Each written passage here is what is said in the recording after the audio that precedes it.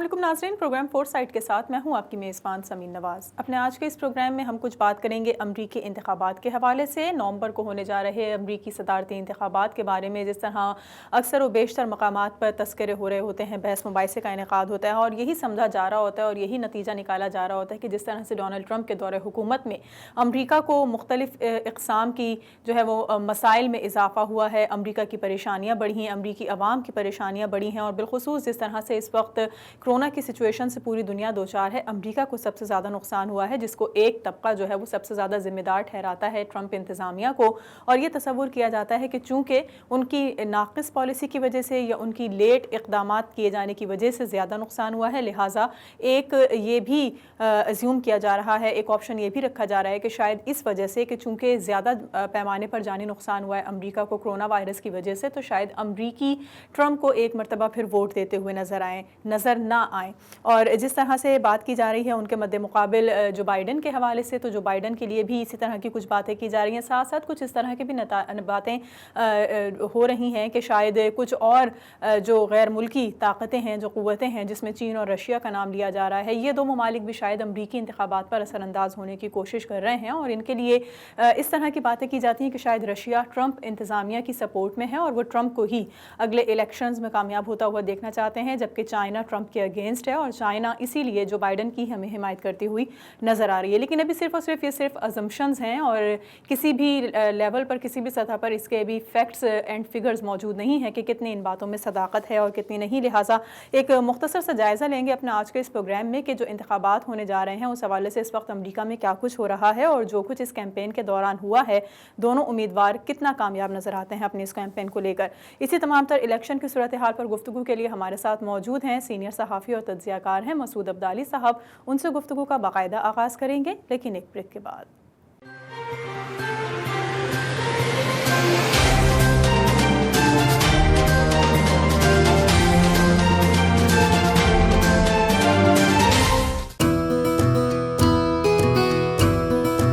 New York Brooklyn के रिहायशियों के लिए खुशखबरी। ब्रुकलिन में आपके घर से करीब हमारी किसी भी फार्मेसी में तशरीफ लाएं, जहां अद्वियात के अलावा आला और मयारी क्वालिटी के स्किन प्रोडक्ट्स, कॉस्मेटिक्स, हलाल विटामिन्स, छोटे बच्चों के खिलौने और वॉकिंग एड्स भी दस्तयाब हैं। हमारी तमाम फार्मेसीज में तमाम बड़े क्रेडिट कार्ड्स और इंश्योरेंस काबिल कबूल हैं। अपनी सहूलत के मुताबिक आज ही तशरीफ लाएं। तेज pharmacy 834 Connie island, Brooklyn, New York. Phone number 7182840100। नाज pharmacy 731 Connie island Avenue, Brooklyn, New York. Phone number 7182844200।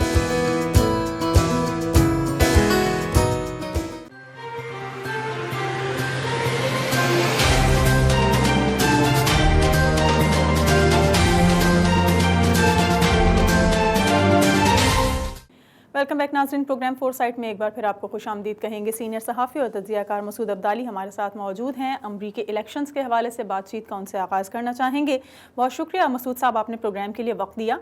सबसे पहले मुझे ये बता दीजिए कि जिस तरह से अमरीकी इलेक्शन 2020 के बारे में हमने बात की कि मुख्तलिफ तबक़ात के दरमियान ज़ेर गर्दिश है ये बहस के कौन 2020 के इलेक्शन में फ़ातिह करार पाएगा, आपको क्या नज़र आता है अब तक की सूरत हाल के मुताबिक डोनाल्ड ट्रंप ज़्यादा आगे हैं या जो बाइडन उनके मद्दे मुकाबिल जो उम्मीदवार हैं वो ज़्यादा कामयाब नज़र आते हैं? देखिए, इस बार जो इंतखाबात हो रहे हैं अमेरिका के, वो इस लिहाज से बहुत अहम है कि ये सदारती इंतखाब भी हैं, इसी के साथ जो है इसके साथ पार्लिमानी इंतखाबात भी हो रहे हैं। पार्लियामानी इंतखाब मतलब ये है कि अमेरिका की जो ऐवान नुमाइंदगान है, जिसे आप पाकिस्तान की कौमी असम्बली समझें, उसकी जो जुमला नशस्तें हैं 435 उस पर, और इसके अलावा 1/3 सेनेट की नशस्तों पर भी इंतखाबात हो रहे हैं। तो इस लिहाज से यानी खासी गर्मा गर्मी जोश खरोश है। हर हल्के का ज़ाहिर उम्मीदवार अपनी नशस्त के लिए भी फ़िक्रमंद है अपने सदर के साथ, चूँकि सेनेट में हर रियासत की नशस्तें जो हैं 2 हैं, इसलिए वो नहीं गोया जो नशस्त हुई टोटल कांग्रेस की और सेनेट की, वो मिलाकर के इलेक्ट्रल वोट हो जाता है, इलेक्ट्रल कॉलेज का वोट हो जाता है। और और फिर तरीक़ा इसका ये है कि उस रियासत में جس امیدوار کو زیادہ ووٹ ملیں گے، چاہے اس ووٹ کی چاہے ایک ووٹ کی اکثریت حاصل ہو، تو سارے کے سارے الیکٹڈ ووٹ جو اس ریاست کے ہیں وہ اس امیدوار کو مل جائیں گے. تو اس کی وجہ سے دیکھیں گے یعنی یہاں جو فیصلہ ہے وہ یعنی سیاست سے زیادہ ریاضی کا فیصلہ ہے. لیکن درمیانی جو وسطی امریکہ ہے جس میں سب سے بڑا ٹیکسس ہے، اور پھر اوپر جو انڈسٹریل ریاستیں ہیں اس میں مکس ہے معاملہ، یعنی دونوں جماعتوں کا کے مقابلے برابر ہیں. تو اس طرح ہوتا ہے کہ عام طور سے کوئی پورا انتخابات کا فیصلہ جو ہے 4-5 ریاستوں میں ہو جاتا ہے. مثلا میں بتاؤں کہ 2016 کے انتخابات میں ہیلری کلنٹن نے 25 لاکھ ووٹ زیادہ لیے تھے صدر ٹرمپ سے، لیکن ظاہر الیکٹرل ووٹ چونکہ ان کے زیادہ تھے اس لیے وہ کامیاب ہو گئے ٹرمپ صاحب. اور اس بار جو فیصلہ تھا صرف 4 ریاستوں میں ہوا تھا، مشیگن میں جہاں پر صرف 0.3% یعنی 0.03% کی برتری حاصل تھی ٹرمپ صاحب کو، اس کی وجہ سے اس ریاست کے 16 ووٹ ان کو مل گئے. پینسلوینیا میں تو صرف 0.7% ووٹ کا فرق تھا، یعنی 1% بھی نہیں، 1% کا بھی یعنی 0.7%، اس میں انہوں نے ان کو 20 ووٹ مل گئے. اس وقت کی جو جائزے ہیں اس سے تو بظاہر ایسا لگ رہا ہے کہ بائیڈن آگے ہیں، اور خاص ان ریاستوں میں جہاں گھمسان کا رن پڑے گا، جہاں مقابلہ ہوگا سخت، ان تمام ریاستوں میں بائیڈن آگے ہیں ان سے، صدر ٹرمپ سے. اس لیے بظاہر ایسا لگ رہا ہے کہ ان کا پلہ بھاری ہے. لیکن ابھی انتخاب میں 3 مہینے باقی ہیں. پھر ایک اور بڑا مسئلہ جو اس بار ہو رہا ہے وہ یہ کہ ووٹنگ ہوگی کیسے. کیا یعنی ڈیموکریٹ چاہ رہے ہیں کہ ایبسینٹی بیلٹ ہو، یعنی ڈاک کے ذریعے ووٹ ڈالنے کا حق ہو، لیکن ٹرمپ صاحب اس کی سخت مخالفت کر رہے ہیں. وہ کہہ رہے ہیں اس طرح دھاندلی ہوگی. ان کا خیال یہ کہ جو یہاں کا ڈاک کا نظام ہے، ڈاک کے سسٹم ہے، جو یونین ہے، ڈاک پوسٹل یونین ہے، وہ سارے ڈیموکریٹ کے حامی ہیں، تو انتخابات میں گڑبڑ ہو سکتی ہے. اور انہوں نے یہ بھی دھمکی دی ہے کہ اگر پوسٹل بیلٹ پہ اچھا یہاں چونکہ یہ ہوتا ہے کہ ریاستیں انتخابات کے انتظام کرتی ہیں، تو یہ بھی کہہ رہے ہیں ٹرمپ صاحب کہ صاحب جو ڈیموکریٹک پارٹی کی جو ریاستیں مثلا نیو یارک ہے، کیلیفورنیا ہے، جہاں پہ ڈیموکریٹک پارٹی کی ایڈمنسٹریشن ہے، ان کے گورنر ہیں، وہاں پر انہوں نے ڈرا ہے کہ بڑے پیمانے پر دھاندلی ہوگی. لیکن فلوریڈا میں اور نارتھ کیرولینا میں انہیں کوئی مسئلہ نہیں ہے، اس لیے کہ وہاں پر ریپبلکن گورنر ہے، وہ بڑے ہی یعنی بہت فیئر الیکشن کرائیں گے. تو ظاہر ہے کہ یہ دلیل تو کوئی نہیں مانے گا کسی کے، یعنی پک اینڈ چوز تو نہیں ہو سکتا. یا تو تمام جگہ پوسٹل بیلٹ کی اجازت ہوگی یا کہیں نہیں ہوگی. یہ تو ممکن نہیں ہے کہ آپ چند ریاستوں میں کریں اور چند ریاستوں میں نہ کریں. تو بہرحال تو اس لیے یہ بھی پتہ نہیں چل رہا ابھی کہ ووٹنگ ہوگی کیسے، ووٹ کتنے ڈالے جائیں گے. کیونکہ یہ بات تو طے ہے کہ ووٹنگ زیادہ ہوگی تو اس کا فائدہ بائیڈن صاحب کو ہوگا، لیکن اگر ووٹ ڈالے لوگ نہیں گئے تو اس کا نقصان جو ہے، اس کا فائدہ ٹرمپ صاحب کو ہوگا. تو ابھی یہ کہنا مشکل، لیکن بہرحال اس وقت جو جائزے ہیں رائے عامہ کے، ان کے مطابق تو ایسا لگ رہا ہے کہ ٹرمپ کے جو بائیڈن کی یہ خاصے مضبوط ہے. لیکن اس میں ایک اور بھی مسئلہ یہ ہے کہ ابھی انہوں نے اپنے نائب صدر کے لیے امیدوار کا اعلان نہیں کیا ہے. انہوں نے وعدہ تو کیا ہے کہ کسی خاتون کو سامنے لائیں گے. اب یہ پتہ نہیں کس کو لائیں گے، ان پر خاصا دباؤ ہے کہ سیاہ فام عورت کو سامنے لائیں. لیکن ابھی 3-4 امیدوار جو ہیں وہ ان کے ذہن میں ہیں جس پر بات چیت ہو رہی. تو ابھی چونکہ ابھی یہ فیصلہ بھی نہیں ہوا، اس لیے یہ کہنا مشکل ہے. میرا خیال ہے کہ یہ جب نائب صدر کا فیصلہ کر لیں جو بائیڈن صاحب، تو 2-3 ہفتوں کے بعد یہ صورتحال ذرا واضح ہوگی. اچھا مجھے یہ بھی بتا دیجئے کہ یہ جو تمام تر اس وقت الیکشن کیمپین کا سلسلہ جاری ہے، جو صورتحال ہے امریکہ میں، تو اس صدارتی امیدوار کی جو دوڑ ہے اس میں قومی سطح پر یہ 2 مرکزی جن کو کہنا چاہیے کہ جو کینڈیڈیٹس ہیں، جو اس وقت ایک موجودہ صدر بھی ہیں، دوسرے جو بائیڈن ہیں، یہ کر کیا رہے ہیں، کس طرح سے اپنی الیکشن کیمپین کو رن کر رہے ہیں؟ دیکھیں، جہاں تک اس بات کا تعلق ہے کہ قومی سطح پر دونوں امیدوار یعنی صدر ٹرمپ اور ان کے مخالف جو بائیڈن کیا کر رہے ہیں اور انتخابی مہم کیسے چلا رہے ہیں، تو ظاہر سی بات ہے انتخابی مہم تو نہیں چل رہی. جو روایتی انتخابی مہم جسے کہتے ہیں وہ نہیں چل رہی کورونا وائرس کی وجہ سے. بلکہ ایک اور جو بات میں عرض کروں کہ امریکہ میں انتخابی جو مہم ہے اس کے لیے بہت پیسے درکار ہیں. پھر اس بار چونکہ پوری انتخابی مہم جو ہے وہ الیکٹرانک میڈیا پہ چلے گی، یعنی ٹی وی پہ چلے گی، ریڈیو پہ چلے گی، اخبارات میں، اشتہارات میں چلے گی، یا سوشل میڈیا پہ چلے گی، جو خاصا یعنی خرچہ اس دفعہ بہت زیادہ ہوگا. تو لوگوں کا خیال ہے کہ ہر امیدوار کو جو ہے کوئی 80 کروڑ سے لے کر $1 ارب تک خرچ کرنا ہوگا. 2016 کے انتخابات میں غالباً $1.5 ارب خرچ ہوا تھا مجموعی طور پر دونوں کا، ہلری کلنٹن اور ٹرمپ صاحب کا. اور اس بار لوگوں کا خیال ہے کہ $2.5 ارب کے قریب خرچ ہوں گے. تو اس وقت جو ہے دونوں امیدوار جو ہیں وہ فنڈ ریزنگ کا کام کر رہے ہیں. یہ تاریخ میں پہلا موقع ہے کہ دنیا کے تمام ملک ایک ساتھ دیوالیہ ہو گئے، یعنی ایسا کبھی نہیں ہوا تھا. عام طور یہ ہوتا تھا کہ دن جیسے دوسری جنگ عظیم کے بعد یہ یورپ کے ممالک بینکرپٹ ہوئے، لیکن باقی ممالک محفوظ تھے.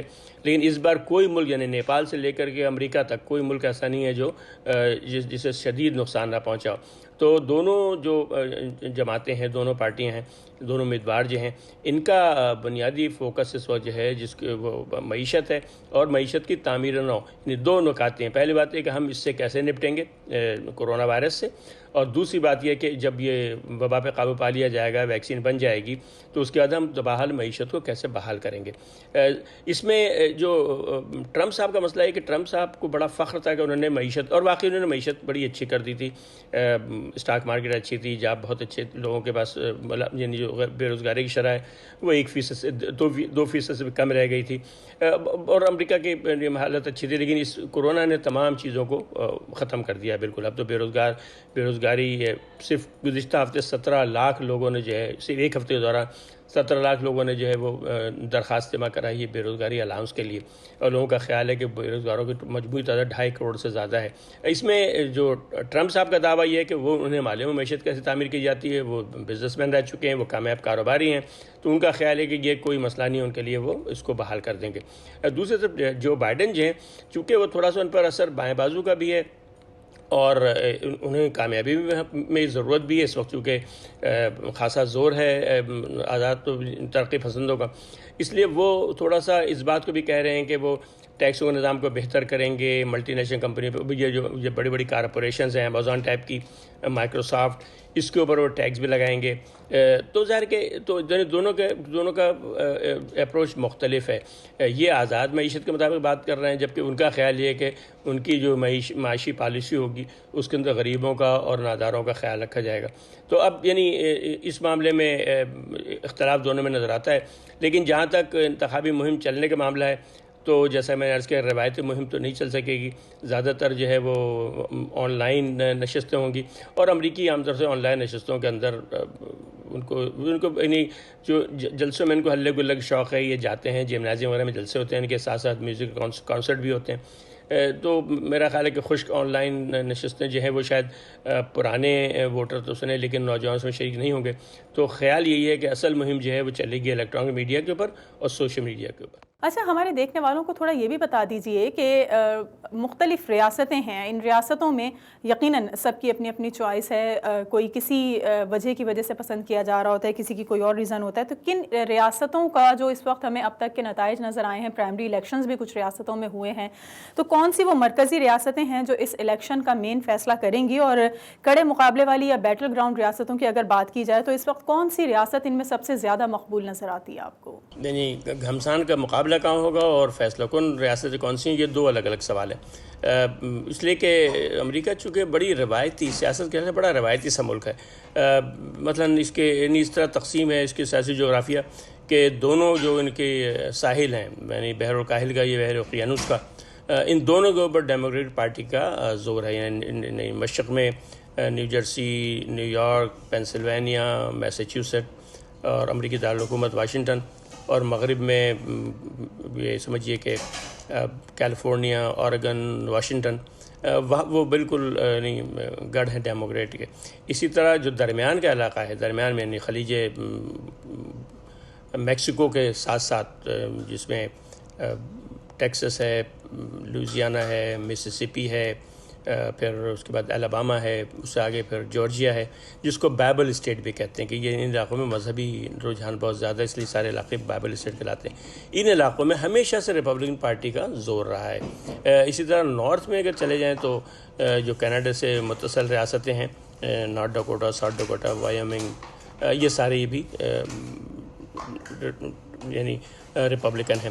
تو گھمسان کی جنگ پر ہوتا ہے، گھمسان کا رن جو پڑتا ہے وہ 4-5 ریاستیں ہیں، جس میں یعنی مشیگن ہے، پینسلوینیا ہے، فلوریڈا ہے، وسکانسن ہے، اوہایو ہے، پھر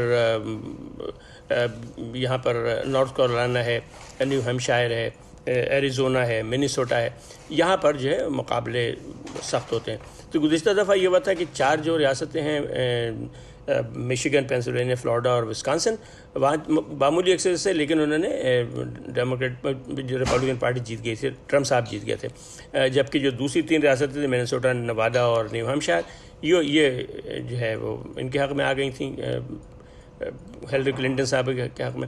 لیکن اس کے نتیجے میں جو بنیادی طور پر ان کو کیونکہ جیتنے کے لیے 270 ووٹ چاہیے، ان کو 325 ووٹ ہو گئے تھے ان 4 ریاستوں سے جیتنے کے بعد. باقی یعنی روایتی جو ان کی ریاستیں تھیں وہ تو تھیں ان کے پاس، اور باقی 4 مزید ریاستیں انہوں نے لے لی، تو اس طرح ان کے ووٹ جو ہیں وہ 325 ہو گئے، اور اس طرح انہوں نے انتخاب جیت لیا.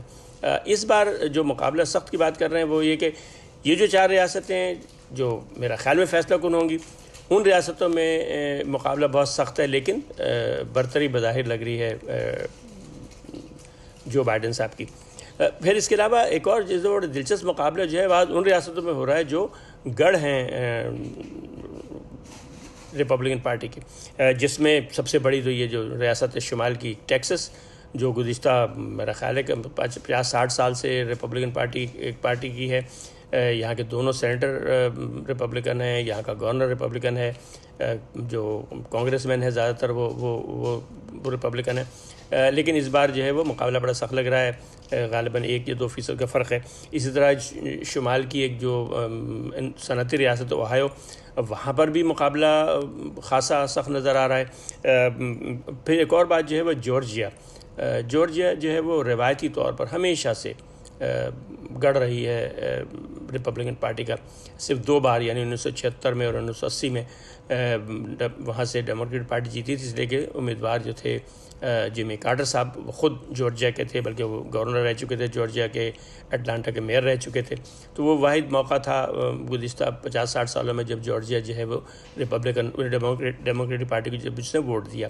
اس بار لیکن مقابلہ بڑا سخت ہے، اور چونکہ اس بات کا بھی امکان ہے کہ شاید وہاں کی جو میئر ہیں اٹلانٹا کی، جورجیا کی جو دارالحکومت ہے، اس کی میئر جو ہیں صاحبہ، وہ ہو سکتا ہے کہ نائب صدارت کے لیے امیدوار ہوں ڈیموکریٹک پارٹی کی.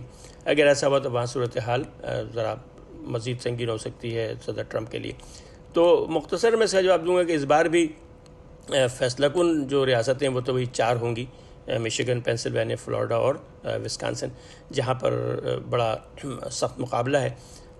رائے عامہ کی اجازت کے مطابق میں نہیں سمجھتا کہ اس وقت کوئی حتمی رائے دی جا سکتی ہے، اس لیے ابھی 3 مہینے باقی ہیں.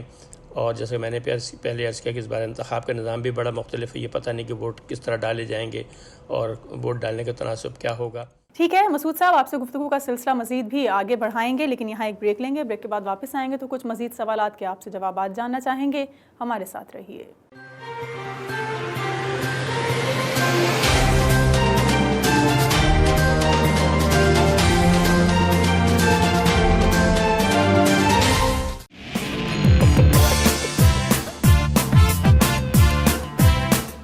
آئیے اس بار سب مل کر پاکستان کا جشن آزادی منائیں. نیو یارک کی تاریخ میں پہلی بار پاکستانیوں کی تنظیمیں 14 اگست کو متحد ہو کر لٹل پاکستان کونی آئلینڈ ایونیو پر جشن آزادی منائیں گی. 73ویں یوم آزادی پر پرچم کشائی کی تقریب ہوگی، کیک کاٹا جائے گا، شرکا کے لیے باربیکیو اور عشائیہ کا بھی خصوصی انتظام ہوگا. تمام شرکا سے اپیل ہے کہ ماسک پہن کر شریک ہوں اور کورونا وائرس سے بچاؤ کی SOP پر لازمی عمل کریں. آئیے سب مل کر جشن آزادی منائیں اور اس دن کو یادگار بنائیں. مزید معلومات کے لیے اسلم ڈھلن اور کریم وٹو سے رابطہ کیجیے.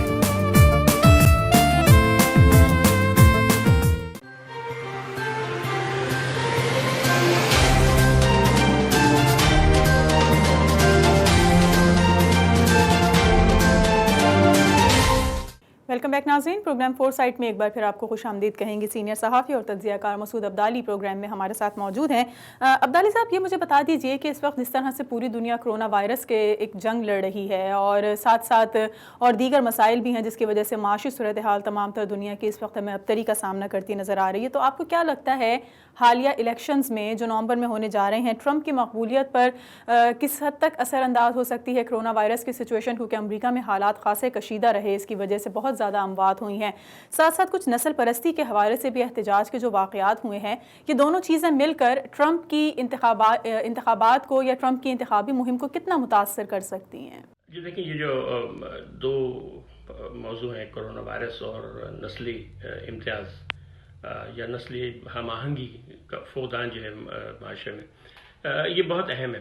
دیکھیں کرونا وائرس کا معاملہ یہ ہے کہ کرونا وائرس کا تو گڑھ ہے امریکہ، یعنی یہ دیکھیں کہ دنیا کی آبادی کا صرف 4% امریکہ میں رہتا ہے، یعنی امریکہ جو ہے دنیا کی آبادی کا صرف 4% ہے، لیکن وہ 1/4 کے قریب اموات جو ہیں کرونا وائرس سے امریکیوں کی ہوئی ہیں، یعنی کوئی 1,70,000 لوگ اب ہلاک ہو چکے ہیں۔ اور جو ابھی تازہ ترین اعداد و شمار آئے ہیں، جو جو ماہرین سائنسدانوں نے جو نیا مطالعہ کیا ہے، اس کا وہ خطرہ ظاہر کر رہے ہیں کہ اگر احتیاط نہ کی گئی تو اس سال کے اختتام تک مرنے والے لوگوں کی تعداد 3 لاکھ ہو جائے گی۔ اس وقت 50 لاکھ کے قریب لوگ جو ہیں وہ متاثر ہیں کرونا وائرس سے، اور اس لیے یہ پھر مسئلہ خالی مرض کا نہیں ہے، بلکہ مرض کے نتیجے میں جو دوسری پریشانیاں ہو رہی ہیں، مثلا بے روزگاری ہے، گھروں سے یعنی گھروں میں لوگ بند ہیں، اس لیے سماجی طبیعت میں تبدیلی آ رہی ہے۔ دیکھیں بڑی دلچسپ بات یہ ہوئی کہ خیال یہی ہے کہ جب کرونا وائرس کی وجہ سے لوگ گھروں کے اندر ہیں تو شراب کا استعمال بڑھنا چاہیے، تاکہ لوگ اکیلے میں ظاہر غم غلط کریں گے میں نوشی کر کے، لیکن شراب کا کاروبار متاثر ہوا، اور آج خبر آئی تھی کہ تقریباً اس کی جو فروخت ہے وہ نصف رہ گئی ہے، جس کا مطلب یہ ہے کہ عام امریکی اس قدر پریشان ہے کہ وہ اپنا یہ شوق بھی پورا نہیں کر سکتا۔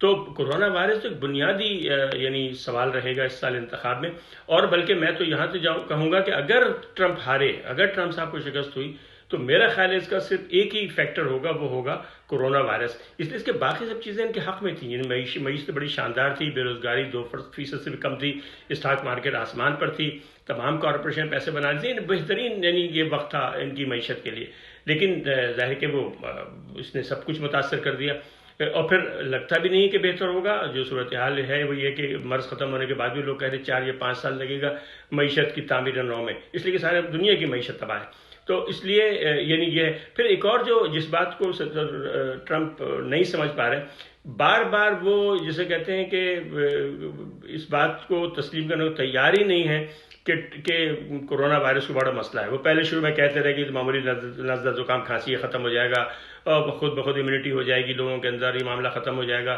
اب بھی وہ کہہ رہے ہیں کہ ایسی کوئی خاص بات نہیں ہے، ڈاکٹروں نے بلا وجہ اس کو ایک ہوا بنا دیا ہے، ورنہ جو ہے وہ کوئی ایسا مسئلہ نہیں کہ ہمارے یہاں ہے کہ اتنے لوگ متاثر ہیں لیکن مرنے والوں کی تعداد بہت کم ہے۔ تو یعنی کہ اس کی وجہ سے جو غیر سنجیدگی ان کی ہے وہ بہرحال عوام پہ اچھا اثر نہیں ڈالی، اس لیے اب تقریباً ہر امریکی سے متاثر ہے، یعنی اس کے جاننے والا کوئی نہ کوئی اس سے متاثر ہوا ہے یا یہ مر گیا اس مرض میں۔ اب ارکان کانگریس متاثر ہیں، سے کل اوہائیو کے گورنر صاحب کا جو ہے ٹیسٹ پازیٹیو آیا ہے، خود ان کے جو قومی سلامتی کے مشیر ہیں وہ اس وقت قرنطینہ میں ہیں، اس لیے کہ ان کا رزلٹ مثبت آیا ہے۔ تو اس لیے اور اس میں بظاہر یہ فضا بنی ہوئی ہے، ابھی اس میں کتنی حقیقت ہے، عوام کس طرح سوچتے ہیں، لیکن فضا یہ بنی ہوئی ہے کہ صدر ٹرمپ جو ہے سنجیدہ نہیں ہے۔ تو اس لیے آپ کے سوال کا یہ بھی ہے کہ جی ہاں، یعنی یہ جو کرونا وائرس ہے یہ بنیادی یعنی سبب بنے گا لوگوں کے ووٹ ڈالنے کے حق میں یا خلاف صدر ٹرمپ کے، اور اگر جیسا میں نے عرض کیا صدر ٹرمپ الیکشن ہاریں گے تو اس کی بنیادی وجہ جو ہوگی وہ کرونا وائرس سے ہوگی۔ باقی جہاں تک یہ نسلی فسادات کا تعلق ہے تو دیکھیں یہ معاملہ اتفاق سے جارج فلوئڈ کی موت کی وجہ سے چونکہ وہ ویڈیو آ گئی، لوگ لرز کے رہ گئے، اس لیے اتنا بڑا ہنگامہ بنا، لیکن یہ کہ پولیس کے ہاتھوں سیاہ فام لوگوں کا مارا جانا یہاں ایک عام معمول ہے، کوئی ایسا واقعہ نہیں ہے جو بالکل نیا ہو، ہر روز ہی تقریباً واقعہ ہوتا ہے۔ اور یہ اسٹڈی آئی ہے کہ تقریباً ہر دوسرا امریکی سیاہ فام امریکی جو ہے کسی نہ کسی معاملے میں پولیس کے ہاتھ ضرور چڑھتا ہے، یعنی وہ روکا جاتا ہے، گرفتار کیا جاتا ہے، یا اس طرح ضرب و شلاق کیا جاتا ہے اس کو۔ تو یہ چیزیں جو ہیں وہ ہیں، لیکن اس بار اس کی وجہ سے جو تحریک اٹھی سیاہ فام حضرات نے اٹھائی بلیک لائیو میٹر کی، وہ بڑا سنجیدہ ہو گیا۔ عام امریکی بھی سوچ رہے ہیں کہ بھئی یہ اس طرح سے کام نہیں چلے گا، اور اس طرح کے اگر عدم مساوات رہی، نسلی عدم مساوات رہی تو اس سے ملک کی یعنی ترقی پہ اثر پڑے گا، امن و امان کا اثر پڑے گا۔ تو اس لیے اب یہ مسئلہ لوگ سنجیدہ لے رہے ہیں۔ دوسری طرف اس معاملے میں بھی کرونا وائرس کی طرح نسلی امتیاز کے معاملے کو بھی جو ہے وہ صدر ٹرمپ کو سنجیدہ نہیں لے رہے، بلکہ وہ تو یعنی اس کو ایک طریقے سے اپنی مہم کی بنیاد بنا رہے ہیں کہ یہ سارے جو مظاہرہ کرنے والے لوگ ہیں دہشت گرد ہیں، شرپسند ہیں، مکانوں کو آگ لگانے والے لوگ ہیں، بلکہ انہوں نے مذہب کا بھی مذہب بھی داخل کر دیا۔ کل انہوں نے تقریر کرتے ہوئے کہا کہ جو بائیڈن جو ہے وہ اللہ سے بے پرواہ اور بائبل کے دشمن ہے. تو یعنی یہ سب باتیں جو ہیں وہ کہہ رہے ہیں. وہ کسی طریقے سے اس مسئلے کو ایک مسئلہ سمجھنے میں تیار نہیں ہے کہ نسلی امتیاز اور نسلی منافرت جو ہے وہ معاشرے کے لیے سخت نقصان دہ اور اس کا سدباب ہونا چاہیے.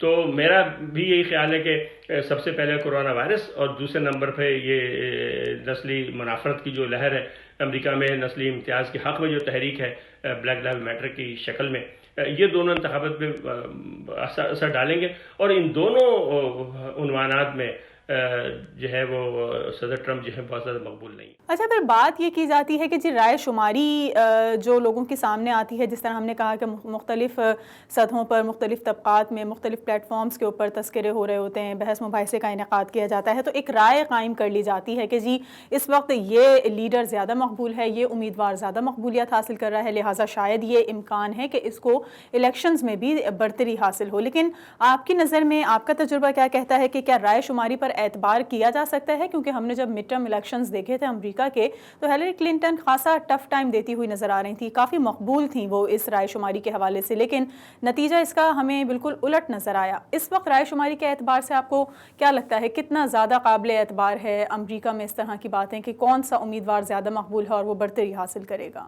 دیکھیں, یہ انتخابی جائزے پر کتنا اعتماد کیا جا سکتا ہے, کتنے یعنی اس پر ہم اس کو درست مان سکتے ہیں, یہ سوال ہے مشکل. لیکن عام طور سے جو گزشتہ میں نے 2-3 انتخابات دیکھے ہیں تو جائزے عام طور سے خاصے حقیقت کے قریب ہوتے ہیں. اب ظاہر ہے کہ بڑا ماڈرن طریقہ ہو گیا ہے اسٹیٹسٹکس کا, انفارمیشن ٹیکنالوجی کی وجہ سے جواب بڑے لوگ سوالات بالکل درست کرتے ہیں اور اس سے بالکل صحیح نتیجہ نکلتا ہے. لیکن بہرحال جائزہ ہے. اس سلسلے میں ایک بڑا ہی مذاق خیز واقعہ ہو چکا ہے امریکہ میں.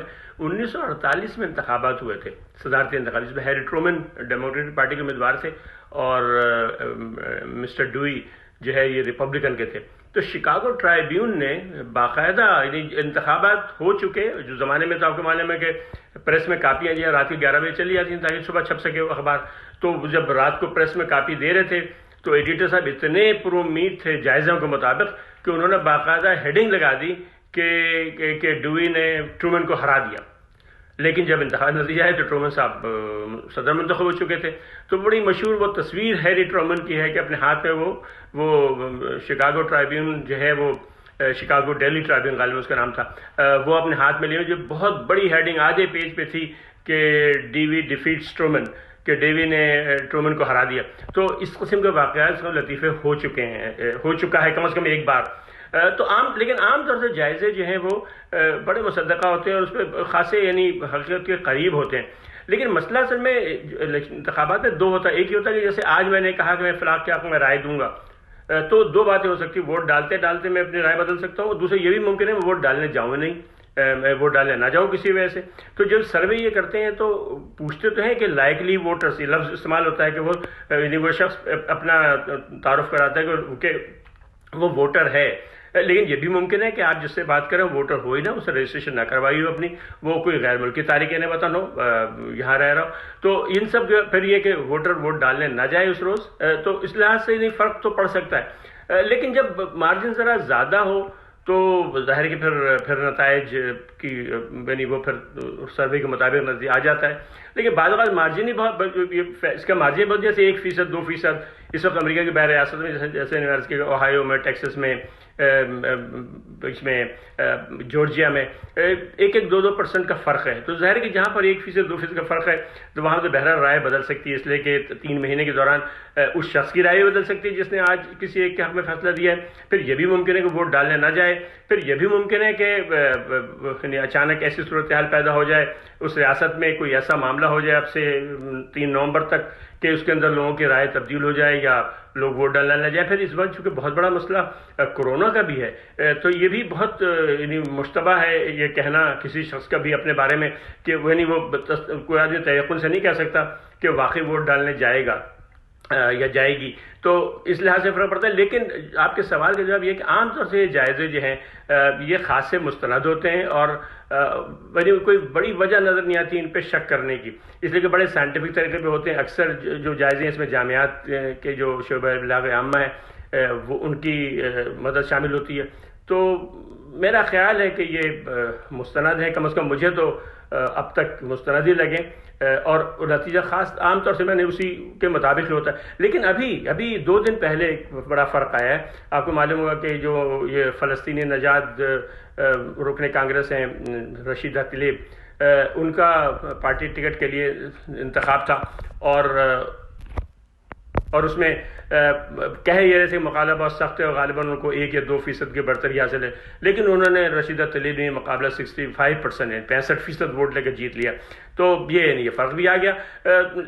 تو اس لحاظ سے میرا خیال ہے کہ اصلی نتیجہ تو جو ہے ووٹوں کی گنتی کے بعد ہی آئے گا. اوکے، بہت شکریہ مسعود عبدالی صاحب ہمارے ساتھ آج کے اس پروگرام میں موجود تھے. ہم نے کچھ بات کی امریکی الیکشن 2020 کے حوالے سے کہ آئندہ آنے والے مہینوں میں، نومبر کے مہینے میں جس طرح الیکشنز ہونے جا رہے ہیں اور اب تک الیکشن کیمپین کے سلسلے میں جو کچھ امیدوار کرتے ہوئے نظر آ رہے ہیں اس سے کیا نتائج اخذ کیے جا رہے ہیں اور کیا کچھ رائے شماری سے ظاہر ہو رہا ہے. آج کے اس پروگرام کے لیے فی الحال اتنا ہی. اگلے ہفتے ایک اور پروگرام کے ساتھ آپ کے سامنے حاضر ہوں گے.